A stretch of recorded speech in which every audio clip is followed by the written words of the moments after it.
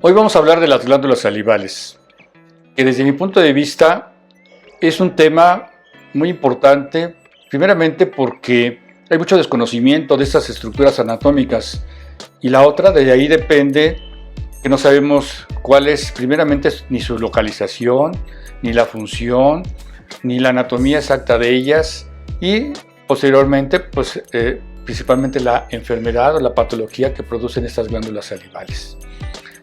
Y también quiénes son los especialistas en el área médica que les deben dar atención a este tipo de estructuras anatómicas. ¿Qué son las glándulas salivales?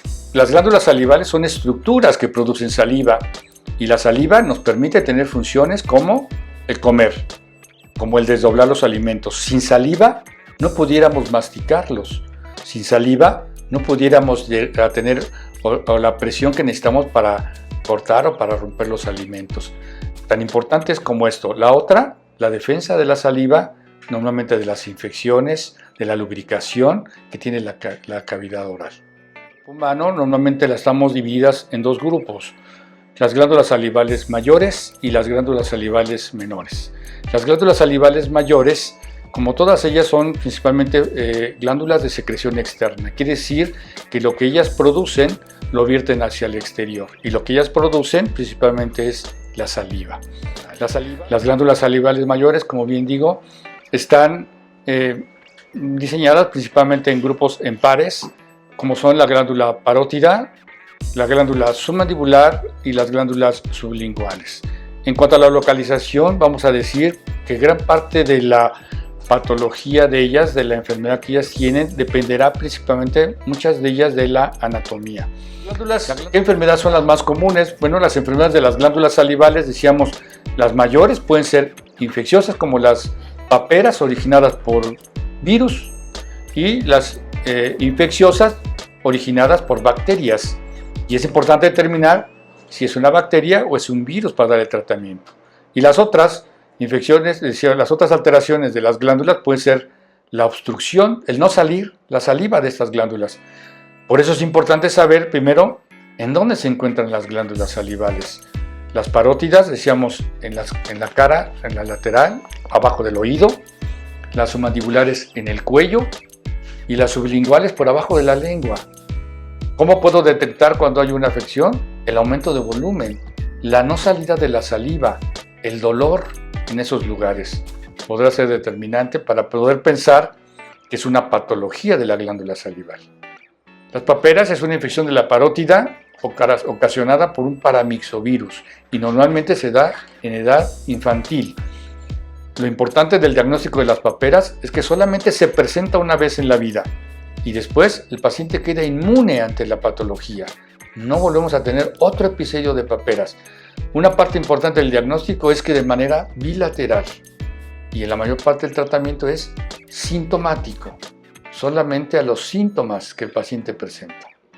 Hay tumores de las glándulas salivales, hay tumores benignos. Quiere decir que el decir benigno es que no se vaya hacia otra parte del cuerpo, y que el tratamiento algunas veces, o el primer tratamiento, es quirúrgico. Y hay otros que pueden ser patologías malignas de las glándulas, como los adenocarcinomas, y pueden ser importante el tratamiento de manera temprana.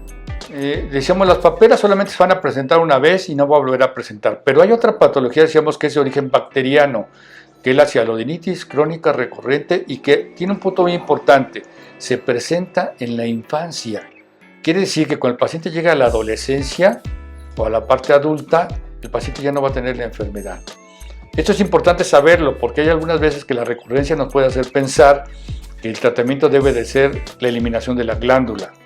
Quiero decir que la eliminación de la glándula parótida, desde el punto de vista anatómico, conlleva un riesgo quirúrgico importante, ya que a través de ella vierte el séptimo par craneal, que es el nervio facial, que es el que le da la movilidad a la mitad de la cara.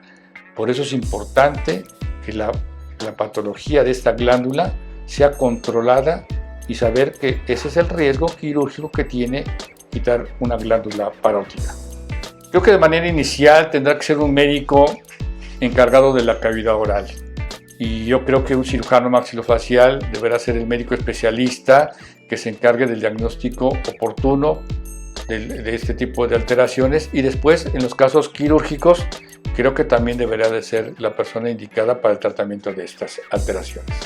Yo creo que una de las recomendaciones importantes, decíamos, es la ingesta del agua. El agua, decíamos, es el principal componente de la saliva, y como decíamos, si esas glándulas son de secreción externa y que lo que producen lo vierten al exterior y el principal componente es el agua, lo que hay que hacer es tomar mucha agua para que estas glándulas sigan funcionando de manera adecuada. Creo que es una de las partes fundamentales e importantes en el buen funcionamiento de la glándula salival. Si no se hace un tratamiento adecuado, puede ser que sea recidivante de manera importante esta enfermedad. Por ejemplo, la producción, decíamos, de las lesiones como el retirar una glándula salival menor o la marsupialización de una glándula salival por una extravasación de esa glándula puede provocar alteraciones mayores e importantes si no se tiene el tratamiento adecuado. Las estructuras que hay en la cavidad oral, desde el punto de vista anatómico, también son importantes, y es por esto que el médico que debe atenderlas debe estar totalmente familiarizado con este tipo de estructuras.